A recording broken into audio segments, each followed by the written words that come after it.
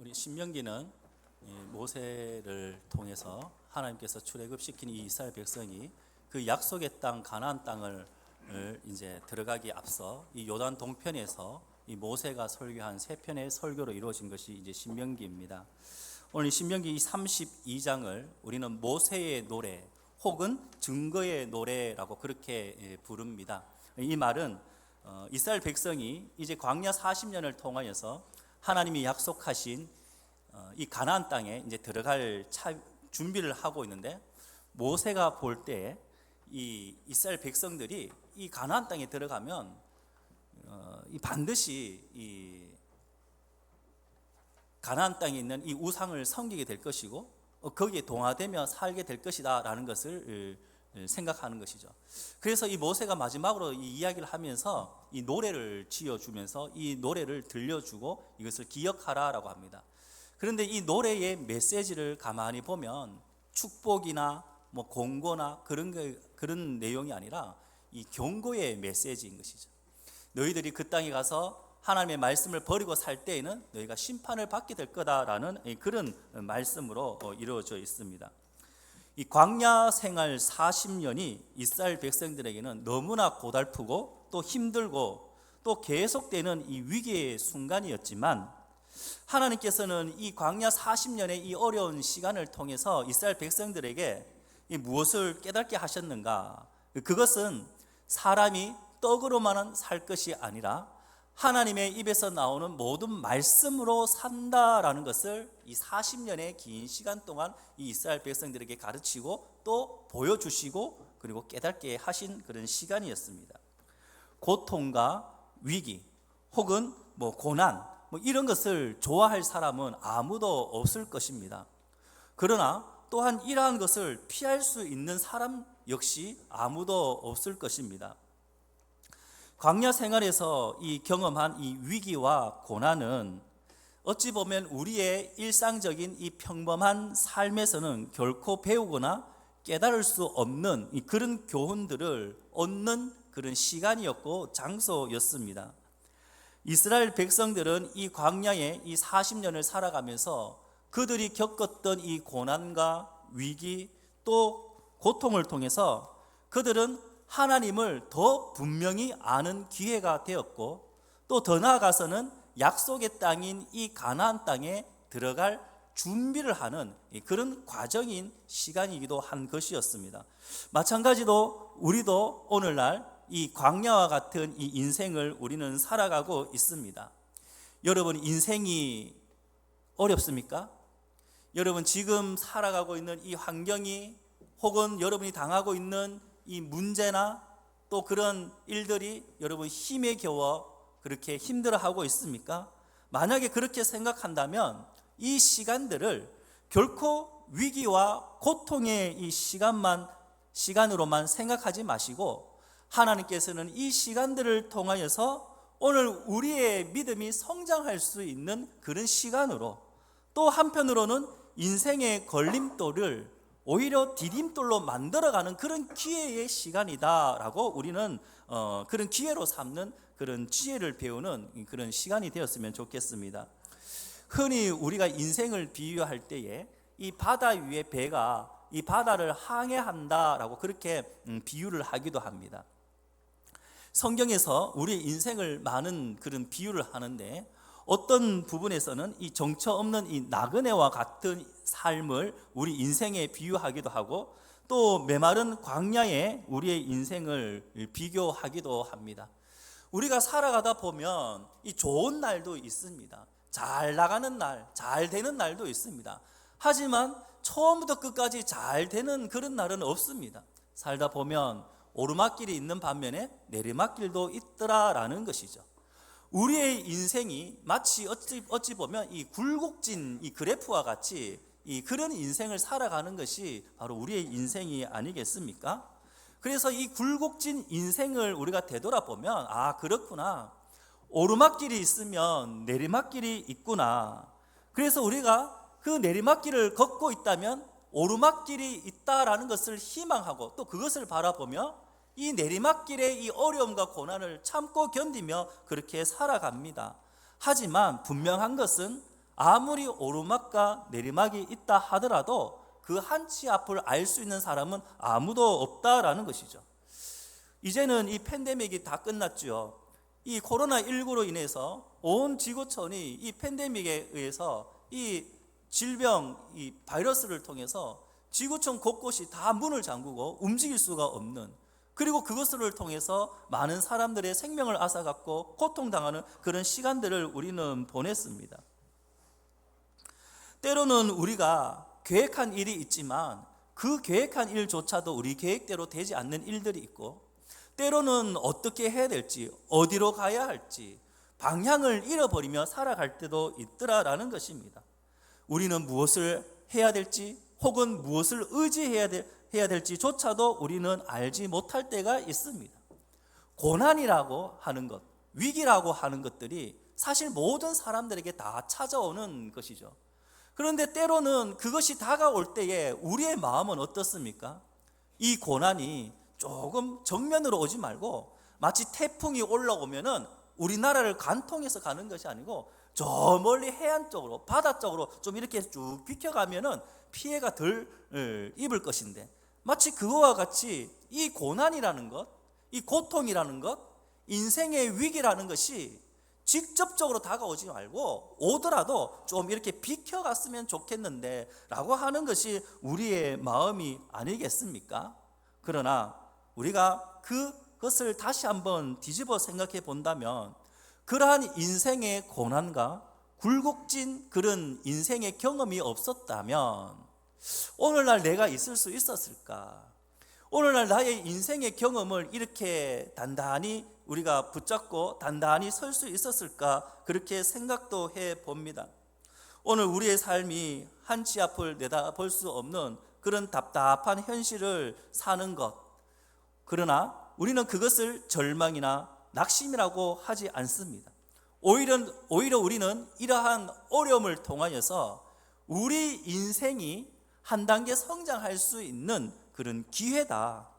이 가치 있는 일들이 이 고난을 통해서 우리가 깨닫게 되어지는 그런 시간이다라는 그런 믿음의 눈으로 우리가 극복해 나갔으면 좋겠습니다. 모세는 광야의 이 40년이라는 이 생활을 되돌아보면서 이 이스라엘 백성들과 함께 지나온 그 삶의 현장을 어떻게 표현했느냐, 10절 말씀에 보면 그 삶의 현장을 항무지와 짐승이 부르짖는 광야라고 그렇게 표현을 합니다. 항무지와 짐승이 부르짖는 광야, 이 단어들을 이 영어 성경으로 척박한 사막이라고 그렇게 번역을 해 놓았습니다. 척박한 사막, 한번 생각해 보십시오. 이 사막에는 이 없는 것들이 너무나 많습니다. 더군다나 그냥 사막이 아니라 척박한 사막, 이 풀 한 폭이 나무 한 그루조차도 제대로 자랄 수 없는 그런 황폐한 곳, 그것이 이 사막이라는 것이죠. 그 사막은 황폐하고 짐승이 울부짖는 곳이다 라고 그렇게 표현을 하고 있는 것입니다. 이스라엘 백성들이 이러한 곳에서 40년이라는 세월을 살았다라는 것이죠. 한번 생각해 보십시오. 보이는 것이 없고 뭐 기대할 만한 것도 없고 뭐 소망을 가질 만한 것도 없는 그런 환경 속에서 이 이스라엘 백성들이 40년을 살았다? 야, 그것이 참 하나님이 약속한 저 땅을 향해서 가고 있는데 그 땅이 보일까요? 그 땅을 향한 소망을 과연 그들이 가지고 있었을까? 뭐 이런 의문이 들 정도입니다. 광야는 어떤 곳입니까? 피할 곳이 없습니다. 황량한 곳입니다. 광야는 길도 없습니다. 방향을 나타내는 이정표도 없습니다. 물도 없고 음식도 없고 낮에는 뜨거운 태양 아래서 밤에는 매서운 추위와 싸워야 하는 곳. 그래서 우리가 그곳에서 텐트를 치고 살아가고 있지만 또 하나님이 가자라고 하면 언제 떠나야 할지, 언제 짐을 싸고 떠나야 할지 모르는 그런 나그네와 같은 늘 초조한, 늘 불안한 생활, 그것이 바로 이 광야의 40년의 생활이었습니다. 여러분, 말이 40년의 이 삶이죠. 이 40년이 참 너무나 힘든 그런 삶이었을 것입니다. 만만하거나 호락호락한 그런 인생이 아니었을 것입니다. 그런데 이스라엘 백성 못지않게 오늘날을 살아가고 있는 우리 모든 인생들도 우리 인생을 비유한다면 이런 이 척박한 사막과 같은 길을 걸어가고 있는, 살아가고 있는 것이 바로 우리의 인생이 아닌가 그렇게 생각해 봅니다. 우리가 같이 가정을 이루고 이웃과 함께하고 친구와 함께하고 성도와 함께하며 이 길을 걸어간다라고 생각하지만 사실은 우리의 인생길에서 가장 힘든 것이 무엇입니까? 외로움이죠. 외로움. 남편이 있어도 자식이 있어도 우리의 인생길은 외롭습니다. 왜 그런가? 이 인생길은 누가 같이 가지만 그 길은 오롯이 내가 감당해야 될 길이기 때문입니다. 함께 걸어간다 하더라도 그가 내 대신 걸어갈 수가 없는 것이 우리의 이 척박한 사막과 같은 인생의 광야길이라는 것이죠. 그가 나와 함께 가고 있지만은 내가 짊어지고 있는 이 짐은 그 어느 누구도 나를 대신해서 질 수가 없는 문제입니다. 내가 그 길을 함께 간다고 하지만 우리는 인생의 길을 걸어가면서 얼마나 많은 상처를 입고 아픔을 겪고 살아갑니까? 하지만 그 아픔과 상처를 내 대신 누가 위로해 주거나 내 대신 짐지어 주는 사람은 없더라라는 것입니다. 오롯이 내가 감당해야 될 몫이라는 것이죠. 세상에서 가장 따뜻한 곳 그리고 가장 차가운 곳이 함께 공존하는, 존재하는 곳이 있다면 이 사람의 이 마음이라고 하는 것이죠. 이 마음은 따뜻하기도 하고 또 가장 차가운 곳이기도 하다고 그렇게 이야기를 합니다. 우리의 마음이 정말 세상의 그 어떤 것보다도 이 가슴이 뜨거워지고 따뜻하게 될 때에는 어떤 일이 일어나는가? 죽어가는 사람을 살릴 수도 있는 것이죠. 우리의 따뜻한 말 한마디와 우리의 따뜻한 이 배려 하나로 상심하고 쓰러지고 넘어져 있는 그 사람을 다시금 일으킬 수 있고 그 사람이 새 삶을 살 수 있도록 도와줄 수 있는 것이 바로 우리의 마음이라는 것이죠. 그러나 이 반대로 우리의 마음이 식어져서 정말 차디찬 얼음장과 같은 이 마음이 굳어져 버리면 사람을 죽일 수도 있더라라는 거예요. 나의 말 한마디와 나의 손짓 하나와 나의 몸짓 하나와 행동 하나가 그 상대방에게 못이 되고 비수가 되어 꽂히기도 하고 그래서 그 사람이 쓰러지고 넘어지고 일어날 수 없는 그런 지경에까지 이르게 된다라는 것입니다. 우리는 오늘도 이 예배의 자리에 함께 나왔습니다. 우리가 이 예배당 안에 이제 들어오기 전에 이제 성도들이 함께 얼굴을 마주대고 인사도 하고 악수도 하고 반갑게 이야기도 하고 그러지 않습니까? 이 예배를 마치고 우리는 또 나갈 때에 또 반갑게 인사도 하고 악수도 하고 그렇게 합니다. 또 우리가 또 이 시간 식사도 같이 하고 구역 모임도 하고 그렇습니다. 오늘 여러분 바라기는 오늘 나의 이 마음이 차가운 마음이 아니라 정말 그 어느 때보다도 더 뜨거운 열정적인 이 가슴을 품기를 원합니다. 그 성도에 대해서 다른 사람에 대해서 하나님의 마음으로 이 가슴에 이 성도를 품으로 우리가 악수를 하지만 그 악수의 이 손끝에서 느껴지는 영혼을 사랑하고 정말 형제 자매를 내가 높여주는 그런 마음, 정말 하나님의 사랑으로 사랑하는 그 마음이 전달되어서 말하지 않아도 안다. 그래서 저희가 준비는 못했지만은 초코파이라도 하나 다 끝내면은 아시죠? 말하지 않아도 PPL은 아니고요. 선전하는 것은 아니고 그거예요. 그윽한 눈빛 있잖아요. 바라보는 거. 정말 말하지 않아도 네가 얼마만큼 힘들고 살고 있구나. 얼마나 이 일주일 동안 정말 이 말씀 붙잡고 믿음 생활을 한다고 얼마나 힘들었겠냐. 그 눈빛 하나가 그 상대방에게 전달되어진다면 그것만큼 사람을 살리는 그런 모습이 어디 있겠습니까? 그래서 오늘 여러분 나가실 때 그 어느 때보다도 더 마음에 따뜻함을 실어서 여러분이 악수하기를 바랍니다. 더 어느 때보다도 더 따뜻하게 따뜻한 말 한마디로 그 사람을 세워주는 그런 오늘 하루가 되기를 원합니다. 오늘 구역 모임을 모일 때에 여러분 여러 가지 나눔을 하지 않겠습니까? 그 모임 가운데에 나를 나타내지 않고 상대방을 나타내고 상대방을 칭찬하고 상대방을 높여주고 상대방을 세워줄 수 있는 그런 시간이 되었으면 좋겠습니다. 이 광야 생활은 고통스럽습니다. 광야 생활은 외롭고 또 두렵고 또 불안합니다. 그러나 이 광야 생활의 이 고통과 외로움 때문에 오히려 우리는 더 얻는 것도 있더라라는 것이죠. 무엇을 얻는가?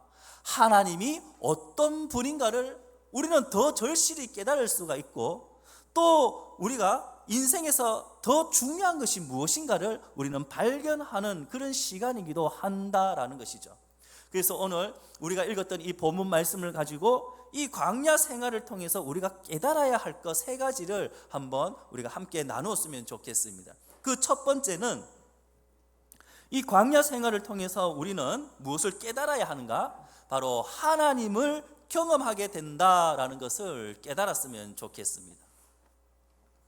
이스라엘 백성은 척박한 이 사막인 이 광야가 아니었다면은 결코 하나님이 어떤 분인지를 깨달을 수가 없었을 것입니다.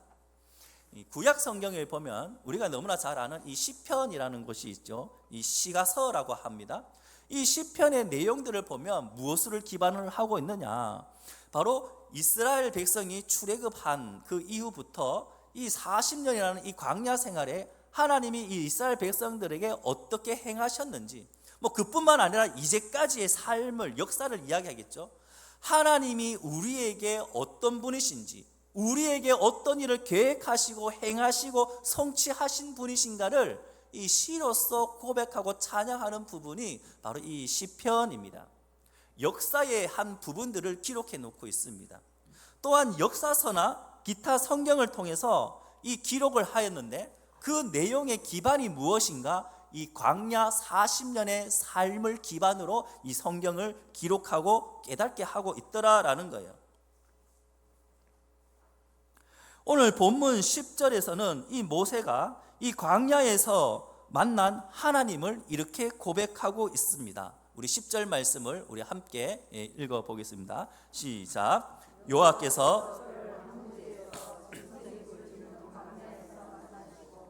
호위하시며 보호하시며 자기의 눈동자같이 지키셨도다. 아멘. 이 광야는 하나님이 나와 함께 계심을 깨닫았던 곳, 하나님이 어떤 분인지 더 구체적으로 내가 경험하였던 곳이다 라고 그렇게 이야기를 하고 있습니다. 가장 외롭고 가장 두렵고 가장 불안하고 그리고 가장 위험이 도사리고 있는 그 광야에서 이 모세가 고백하기를 그곳에서 하나님이 우리에게 가장 가까운 곳에서 그리고 가장 가까이 동행하시고 우리를 지키시고 인도하시고 심지어는 눈동자같이 우리를 지키셨다라고 그렇게 이야기를 하고 있는 것입니다. 우리가 예수님을 믿으면서도 우리는 이 세상적인 가치관과 인간적인 이 시각으로만, 이 눈으로만 보고 또 보는 대로만 믿는 그런 사람들이 있습니다. 이스라엘 백성들이 이 광야 40년을 살아가면서 하나님이 그들에게 얼마나 많은 살아계신 하나님을 증명해 보였습니까? 그럼에도 불구하고 그들은 눈에 보이는 대로만 그렇게 살아갔습니다. 눈에 보이는 대로만 살았기에 이 광야의 40년의 시간은 너무나 힘들었고 괴로움과 고통의 길이었습니다. 왜 그렇습니까? 그들의 눈에 보이는 이 광야는 어떤 모습입니까? 광야는 메마른 곳입니다. 척박한 곳입니다. 그렇기 때문에 그들은 늘 메마르고 척박한 황량한 그 광야를 보면서 하나님을 보면서 늘 불평과 불만을 가졌죠. 배가 고프다, 목이 마르다, 이런 불평과 불만을 했습니다. 왜 하나님께서는 우리를 그 애굽에 종살이 했던 그 편안한 곳, 그렇게 그게 편한 곳은 아니죠. 먹을 것과 입을 것을 걱정하지 않았던 그 애굽에서 왜 우리를 이 광야로 인도해서 왜 먹을 것을 걱정하게 하고 왜 마실 것을 걱정하게 하고 우리의 걸어가는 이 척박한 땅을 왜 힘들게 우리가 살아가게 하느냐라고 그렇게 불평을 했던 것입니다. 그런데 오늘 10절의 말씀을 보면 그 광야길을 같이 걸어가고 있는 한 사람의 다른 모습을 보게 되는데, 그 사람이 바로 모세라는 사람이죠. 이스라엘의 그 백성들과 이 광야길을 함께 걸어가고 있지만, 이 모세는 이 육신이 보는 대로 본 것이 아니라 그는 땅을 본 것이 아니라 하나님을 바라보며 살아가고 있었다라는 것입니다.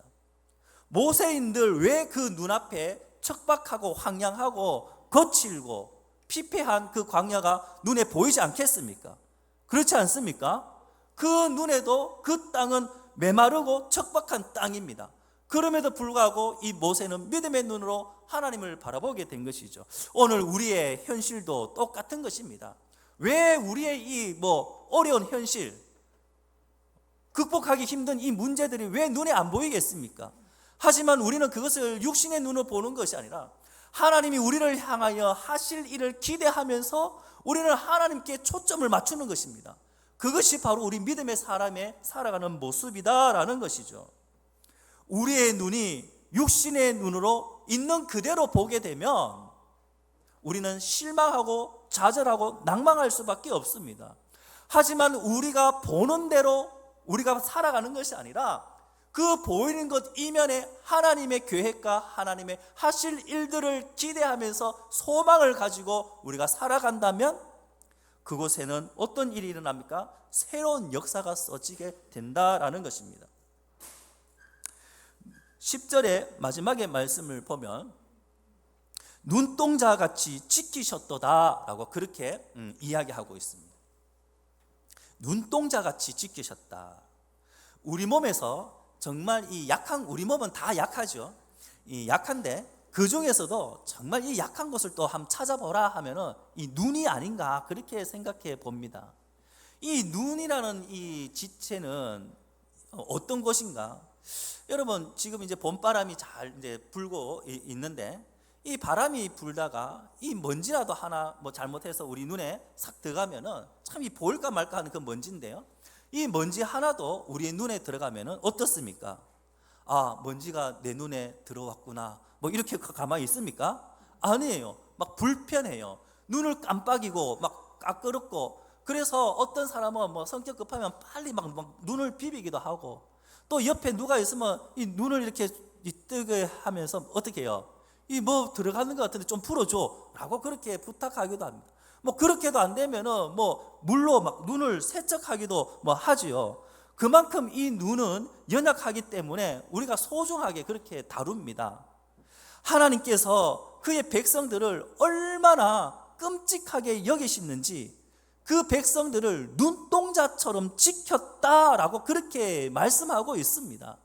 하나님이 이 배역하고 불효망덕하고 불평과 불만만 내쏟는 이 이스라엘 백성을 그럼에도 불구하고 하나님이 얼마나 이 마음으로 그들을 품었고 그들을 생각하고 지키는가, 바로 눈동자처럼 지키셨다라는 이 말씀에 하나님의 마음을 우리가 엿볼 수 있는 것입니다.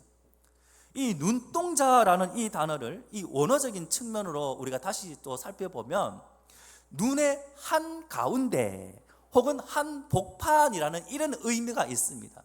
여러분 눈의 한 복판에 뭐가 있습니까? 예, 있죠. 옆에 있는 사람 친한 분이 있으면 눈동자 한번 살펴보십시오. 한번 보십시오. 예, 예. 만약에 눈 쳐다보고 싸울 것 같으면 쳐다보지 마시고 눈싸움 하지 마시고 옆에 사람 눈을 가만히 들여다보면 그 눈동자에 비치는 모습이 보입니다. 누구의 모습일까요? 그것을 쳐다보고 있는 나의 모습이에요. 하나님이 눈동자처럼 지키셨다라는 말의 의미가 바로 그런 의미인 것이죠. 하나님은 이스라엘 백성들을 한시도 잊지 않고 마치 그 백성들을 늘 24시간 쳐다보고 있는, 그래서 하나님의 이 눈동자 안에 누가 있다? 이스라엘 백성들이 새겨져 있다라는 것이에요. 하나님은 그 정도로 이 이스라엘 백성들을 살피시고 지키시고 인도하시는 분이다라고 그렇게 말씀하고 있는 것입니다. 하나님은 오늘도 우리를 그 한순간도 단 한순간도 우리를 놓치지 않고 지키시고 보호하신다라는 그런 말씀인 것입니다. 사랑하는 성도 여러분, 하나님은 우리를 눈동자같이 지키십니다. 여러분의 가정을 눈동자처럼 살피시고 여러분의 걸어가는 그 발걸음 한 걸음 한 걸음을 주님께서 눈동자처럼 살피시며 인도하시는 분이 바로 오늘 우리의 하나님이라는 것이죠. 여러분이 지금 인생의 이 사막과 같은 광야와 같은 이 길을 힘들게 죄의 짐을 걸어가고 있는 여러분을, 그 모습을 하나님은 외면하지 않고, 그래 조금만 더 힘내라, 조금만 더 버텨라, 조금만 더 인내하며 가자, 그렇게 하나님은 오늘도 우리를 지키시며 우리를 살피시며 이 눈동자 안에 우리를 담으시고 하나님은 우리를 인도하고 계시다라는 것입니다. 앞으로 우리의 인생길이 어떤 굴곡진 인생을 살아갈지 아무도 알 수 없지만, 그럼에도 불구하고 하나님이 나와 함께 하시고 이 굴곡진 인생 가운데에 하나님이 나를 그 눈동자에 새기시고 넣으셔서 늘 우리와 함께 한다, 이 믿음 여러분 잊지 않기를 간절히 소망합니다. 우리는 모두 이 인생의 광야길을 걷고 있습니다. 어떤 사람은 이 길이 힘들고 어렵고 또 외롭다고 불평하기도 합니다. 그렇습니다. 이 광야는 원래 불평이 나올 수밖에 없는 그런 조건과 환경이 있습니다. 왜 그렇습니까? 아무것도 없기 때문입니다. 먹을 것도 없습니다. 걸어가다 보면 목이 마릅니다. 그런데 물이 없습니다. 그래서 우리는 죽겠다라며 불평하며 우리는 살아가고 또 토로하기도 합니다. 그러나 우리의 인생길 가운데 이런 고난과 고통이 없다면 우리는 알 수 없는 것이 있습니다. 살아서 역사하시고 공급하시고 인도하시는 우리는 하나님을 경험할 수가 없더라라는 거예요. 코로나19를 통해서 우리가 깨달은 게 있잖아요. 삶의 평범한 일상의 삶이 얼마나 우리에게 소중했는가라는 것을 우리는 너도 나도 할 것 없이 다 깨달았잖아요. 우리가 오늘 이 시간에 이 예배당에 함께 모여서 우리가 예배를 드리고 있지만, 이것이 뭐 매주마다 늘상 있는 일이었지만, 여러분 코로나 때에 우리가 모이지 못했잖아요. 모이고 싶어도 우리가 모이지 못했잖아요. 그때 우리가 깨달은 거예요. 늘 주일마다 늘 뭐 여전히 우리가 모였던 그곳이었는데, 그 예배였는데, 그것이 늘 있었던 당연한 것이 아니었구나라는 것을 우리가 깨달았잖아요. 그래서 이 코로나가 이제 해체되고 우리가 다시 모이게 됐을 때에 여러분 생각나십니까? 코로나의 이 규제가 완화되고 우리가 함께 모여 예배 드렸던 그 첫 예배의 감격을 여러분 기억하십니까? 얼마나 감격스러운 이 모임이었는지. 코로나가 없었다면 우리에게 그런 경험을 우리는 가질 수가 없었다라는 것입니다. 우리는 이 광야를 경험할 때에 비로소 하나님이 우리를 어떻게 만나주시고 우리를 인도하시고 보호하시는가를 우리는 분명하게 알게 된다라는 것입니다. 두 번째로, 이 광야 생활을 통해서 나에게 가장 가치 있는 것이 무엇인지, 그것을 우리가 깨닫게 됩니다. 이스라엘 백성들은 이 400년이라는 이 오랜 시간 동안 이 애굽의 이 노예로 종살이를 했습니다. 이 노예의 신분이 어떤 신분입니까? 이 노예는 내가 인간으로서 가질 수 있는 이 기본적인 권리나 책임 혹은 자유, 뭐 이런 것들을 자유 같은 걸 다 빼앗겨 버려요. 그래서 내가 하고 싶거나 내가 주장하거나 내 마음을 내 마음대로 할 수 없는 것, 그것이 바로 이 노예의 삶이 아니겠습니까? 그런데 이 400년이 지나고 자유의 몸이 되었어요. 노예의 신분에서 자유의 몸이 되니까 얼마나 기쁘겠습니까? 얼마나 하고 싶은 게 많고 얼마나 누리고 싶은 게 많겠습니까? 저희 아들이 제 아들 이야기해서 좀 죄송한데요, 군에 있다가 이제 휴가를 나왔는데 제일 하고 싶은 게 뭐냐라고 하니까 애가 멘붕이 오는 거예요. 하고 싶은 게 그 안에서는 많았는데 나오니까 막상 하고 싶은 게 뭐를 먼저 해야 될지 모르겠다는 거예요. 그러니까 매여 있다가 풀리니까 하고 싶은 거는 많은데 그런 것 같아요. 그래서 제가 그 아이에게 너 휴가 오기 전에 너 버킷리스트처럼 먹고 싶은 거 다 적어라, 하고 싶은 거 다 적어라. 그래서 휴가 기간에 너 하고 싶은 거 다 하고 가라, 계획을 짜서 나오라고 했거든요. 그래서 애가 집돌이라 가지고 어디 가지는 않고 집에만 계속 있었는데, 그래도 이룬 거는 자기가 먹고 싶은 거 뭐 다 적어가지고 그걸 보고 제가 그 뭐 애하고 같이 뭐 먹기도 하고 만들기도 하고 뭐 그래서 이제 하고 들어갔어요. 예, 얼마나 흡족했겠나. 예. 이제 또 몇 달 동안 이제 못 먹겠죠. 자기 하고 싶은 대로 못 하겠죠. 이 이스라엘 백성들이 노예에서 자유의 몸을 입으니까 너무나 이거 기쁜 거예요. 그래서 이렇게 생각하지 않았겠어요? 내가 이제 자유의 몸을 입으면 나는 어떻게 해야지? 나는 어떻게 살아야지? 뭐 이런 것들이 있을 거예요. 그런데 중요한 것은 이 이스라엘 백성이 노예에서 자유의 사람으로 신분이 바뀌었을 때 그들이 가장 먼저 알아야 할 것이 있었어요. 그것이 무엇인가? 바로 하나님의 구원의 은혜예요. 하나님의 사랑이에요. 그리고 하나님의 말씀이었다는 것이죠. 그래서 신명기 8장 2절에서 3절 말씀에 이렇게 말씀하고 있습니다. 우리 함께 8장 2절 3절 말씀을 읽어보겠습니다. 시작. 내 하나님 여호와께서 이 40년 동안에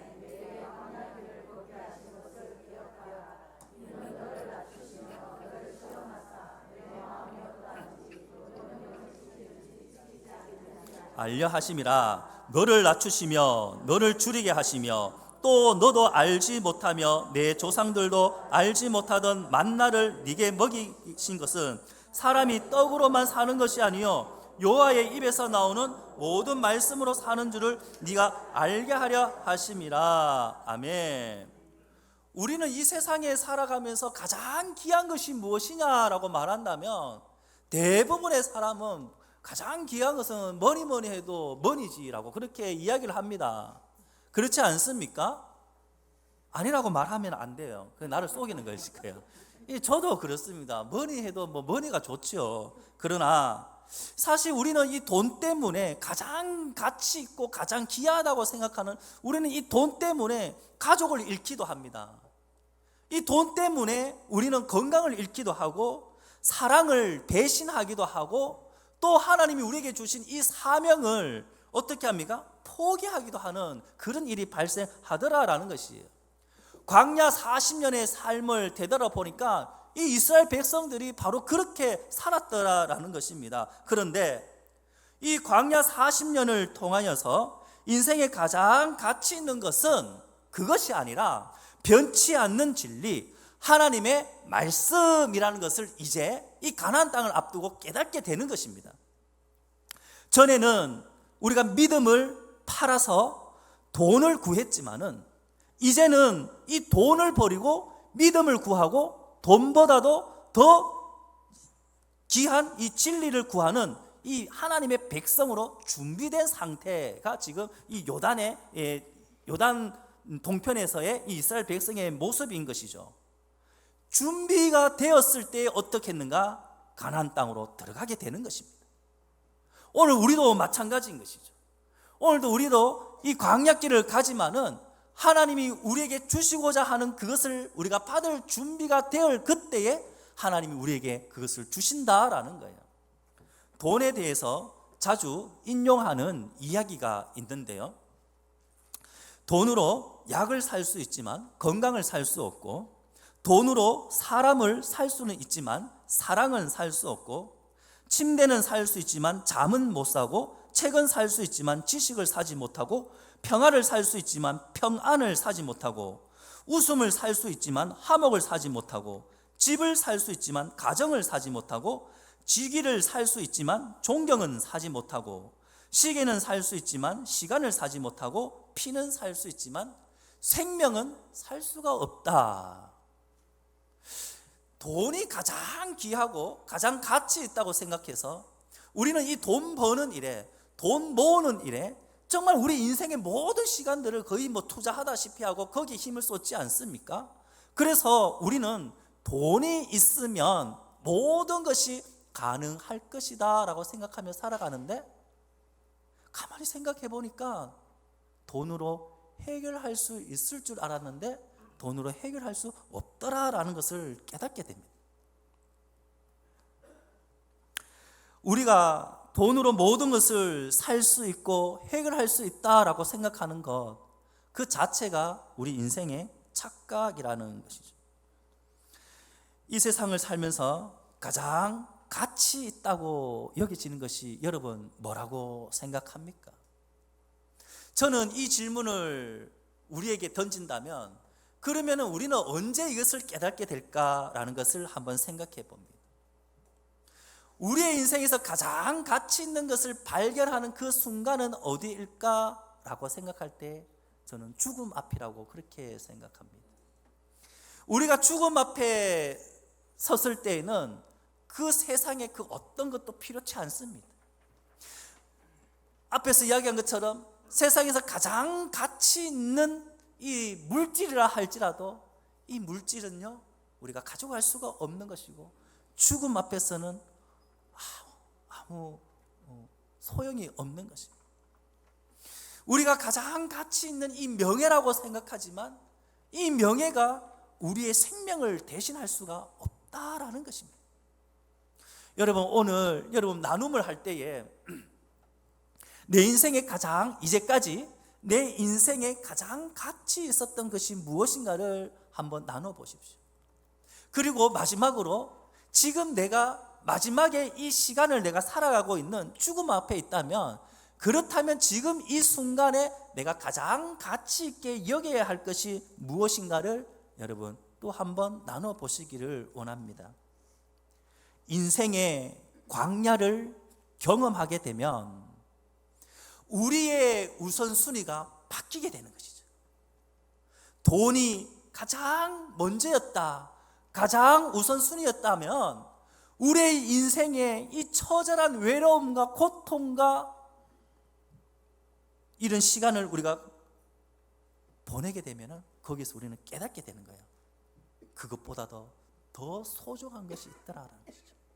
그래서 돈보다도 가정이 더 소중하고 돈보다도 가족이 더 소중하고 친구가 더 소중하고 교회와 믿음의 공동체가 얼마나 소중한 존재인가를 비로소 깨닫게 되는 것입니다. 광야는 어렵고 힘든 시기이지만 나에게는 정말 소중하고 가치 있는 것이 무엇인가를 깨닫게 하는 시간이기도 한 것입니다. 그래서 우리는 이 광야의 시간을 걸어갈 때에 무엇을 잊지 말아야 하는가? 하나님의 말씀을 잊지 않는 것입니다. 마지막으로 세 번째, 광야 생활을 통해서 우리는 사명을 따라 사는 것이 축복임을 깨달아야 하는 것입니다. 사명을 따라 사는 것이 우리의 축복이다. 오늘 말씀 13절에서 18절의 말씀에 보면 이런 내용입니다.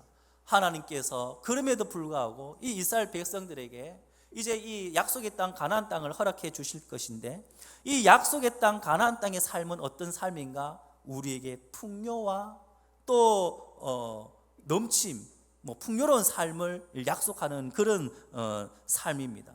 그런데 이스라엘 백성들이 이 풍요로운 삶을, 많은 것을 누리는 삶을 살 때에 과연 그들이 하나님을 기억하고 하나님을 믿겠는가?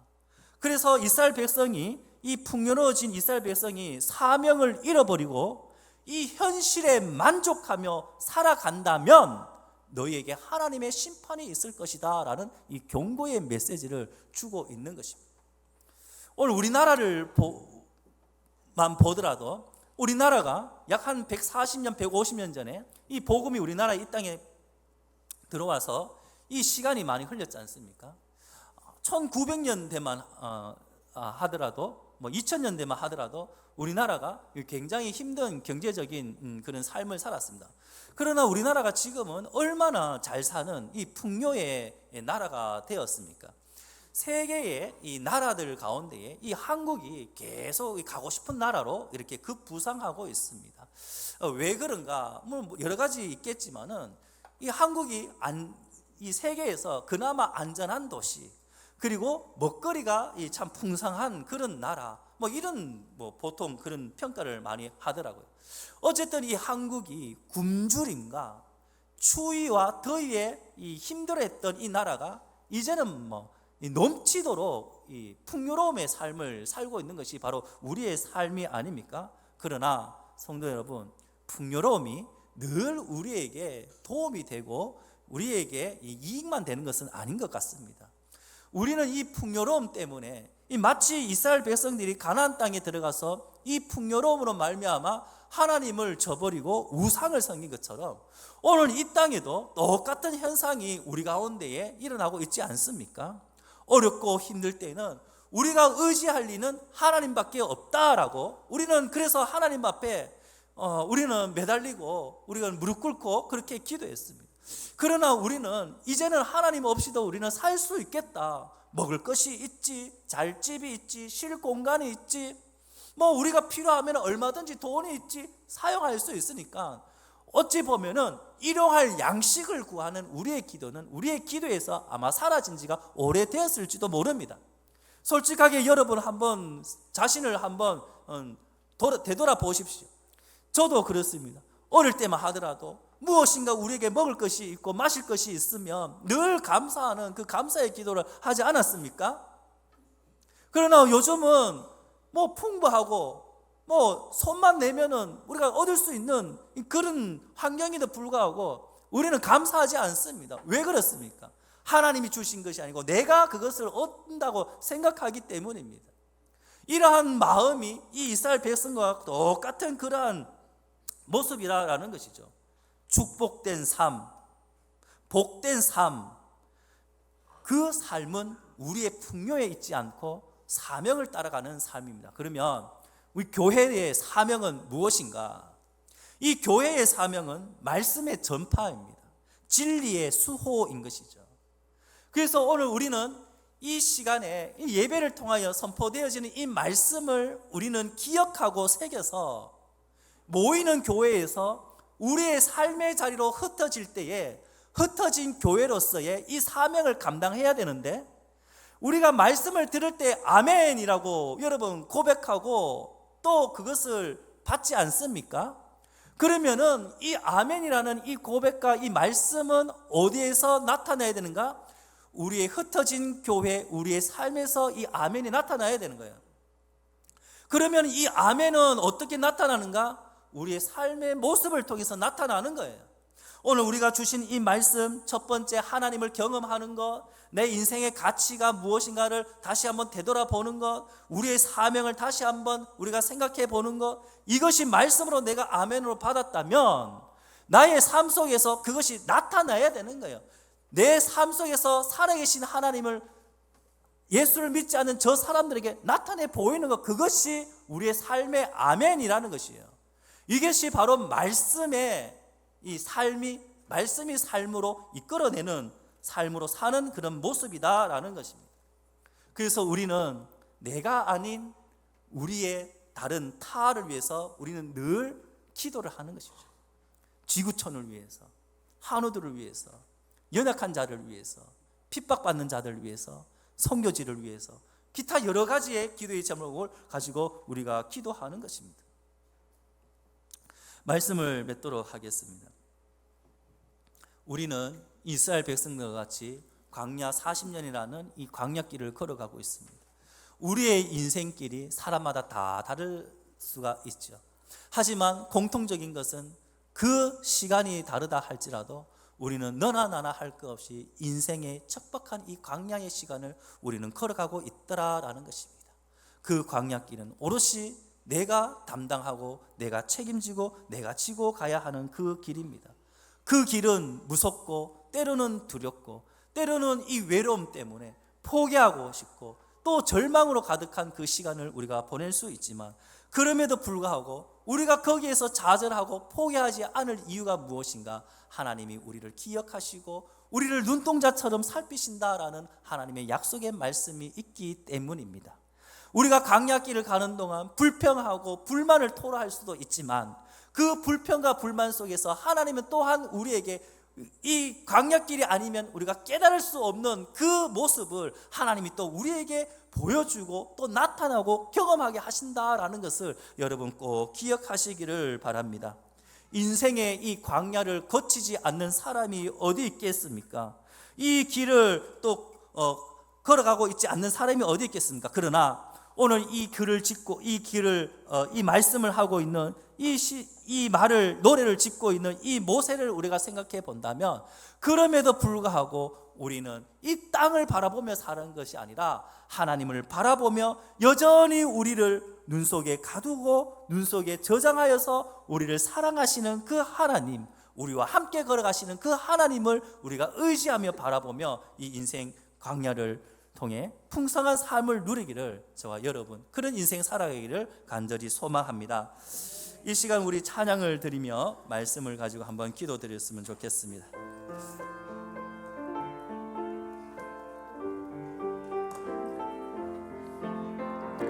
나 이제 주님의 새 생명 얻은 조금만 빠르게 해주십시오.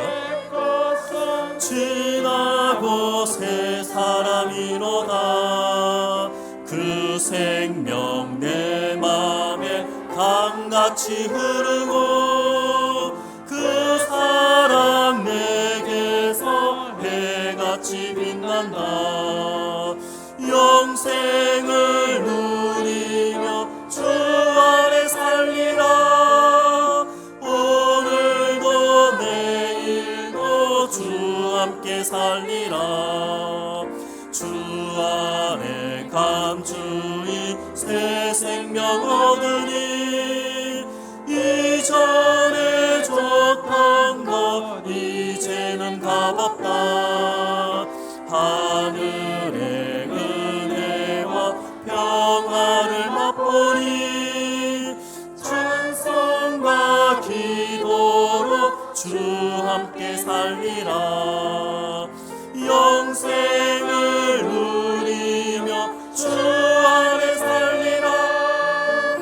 오늘도 내일도 주 함께 살리라.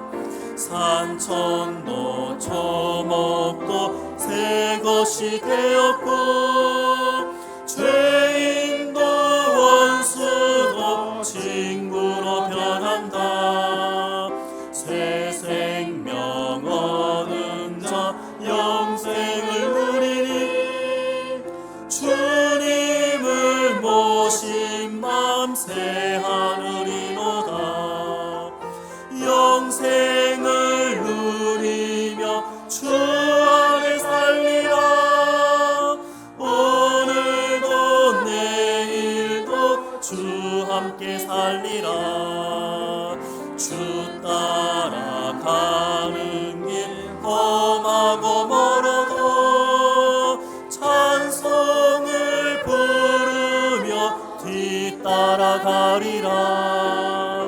나 주를 모시고 영원히 살리라. 날마다 섬기며 주 함께 살리라. 아멘. 영생을 누리며 주 안에 살리라. 오늘도 내일도 주 함께 살리라. 우리 말씀을 가지고 우리 함께 기도했으면 좋겠습니다. 하나님 아버지, 오늘 이 말씀을 통하여 깨닫게 하여 주시옵소서. 광야와 같은 이 생활, 이 인생을 우리가 걸어가지만, 황량하고 척박한 사막과 같은 이곳을 걸어가지만, 그럼에도 불구하고 이 광야 생활을 통하여 하나님을 경험하게 하시고 나에게 가장 가치 있는 것이 무엇인지 깨닫게 하시고 그 깨달음을 통하여 사명을 따라 살아가는 나의 인생이 되게 하여 달라고 우리가 기도했으면 좋겠습니다. 우리 주님 한번 부르고 함께 기도합니다. 주여, 하나님 아버지 은혜를 주시옵소서. 광야와 같은 인생길이 우리 가운데 펼쳐져 있고 우리가 하나님 아버지 오롯이 내가 감당하고 그 길을 홀로 걸어가지만 하나님 아버지 이 어렵고 힘든 하나님 아버지 암울하고 절망과 좌절의 이 시간 속에서 하나님 나만 걸어가는 것이 아니라 우리 믿음의 동력자들이 함께 있고 우리 성도들이 함께 걸어가며 무엇보다도 하나님이 우리를 인도하시며 우리의 걸음 앞서 행하시며 우리를 인도하시는 하나님을 기억하게 하여 주시고 좁은 문 같으나 그 길이 시온의 대로와 같이 활짝 열려있는 축복의 기름을 우리가 깨닫게 하여 주시옵소서. 하나님 아버지여, 이 길이 아니면 우리가 깨달을 수 없음을 또 기억하게 해주시옵소서. 주시고, 하나님 아버지여 어렵고 힘든 이 인생의 길 가운데에서도 하나님이 살아계심을 경험하게 하여 주시고, 그 살아계신 하나님을 통하여 의지하며 주님과 늘 동행하며 살아갈 수 있는 우리 성도들의 삶이 되게 하여 주시옵소서. 이제까지는 보지 못했던 우리의 어두워지고 우리의 감겨지고 하나님 아버지여 또 감겨졌던 이 눈들이 오늘 이 광야길을 통하여 우리 인생에 가장 가치 있는 것이 무엇인지 깨닫게 하여 주시고 보게 하여 주시고, 땅만 바라보는 것이 아니라 하늘나라의 소망을 바라보고 하나님을 바라보고 하나님의 계획하심과 하나님의 인도하심을 바라보며 믿음으로 살아갈 수 있는 우리 모든 성도들 되게 주님 도와주시옵소서. 하나님 아버지, 이 교회를 주님 기억하여 주시고, 하나님 아버지 이 광야 같은 세상에 이 교회가 말씀 가운데 우뚝 서게 하여 주시고, 사명을 감당하는 교회 되게 하여 주시고, 또 이 교회에 함께 믿음의 공동체들 하나님 아버지와 말씀 가운데서 말씀의 사명을 가지고 사는 것이 우리의 축복임을 깨닫는 귀한 우리 믿음의 공동체들 되게 하여 주시옵소서. 하나님 아버지, 은혜를 감사드립니다. 인생 걸어가는 이 길이 정말 호락호락하지 않고 만만하지 않음을 우리가 알고 있습니다. 하지만 그럼에도 불구하고 이 어려운 인생길을 걸어갈 때에 하나님이 나를 기억하시며 눈동자처럼 살펴주시고 지켜주신다. 하나님, 이 말씀을 우리가 기억하면서 늘 우리를 지켜주시고 우리를 인도하시며 보호하시는 하나님을 의지하며 척박한 사막의 길을 우리가 담대히 말씀을 붙들고 살아갈 수 있도록 하나님 은혜를 베풀어 주시옵소서. 하나님 아버지, 이 한 주간을 살아갈 때에 말씀이 기억나게 하여 주시고 말씀의 능력으로 하나님 또 승리하는 한 주간이 되게 하여 주시옵소서. 하나님, 이 시간 또 우리의 마음과 정성과 또 믿음을 다하여서 주님 앞에 예물을 드립니다. 주신 이가 하나님이시요 취하실 이도 하나님이십니다. 우리를 높이시기도 하고 낮추시기도 하시는 우리 하나님 아버지, 이 시간 주님께서 주신 이 물질을 주님의 것이라고 고백하며 이 예물을 드립니다. 하나님, 기뻐 받아 주시옵고 쓰이는 모든 곳곳마다 하나님의 영광이 나타나게 하여 주시옵소서. 예수님의 이름으로 기도드리옵나이다. 아멘.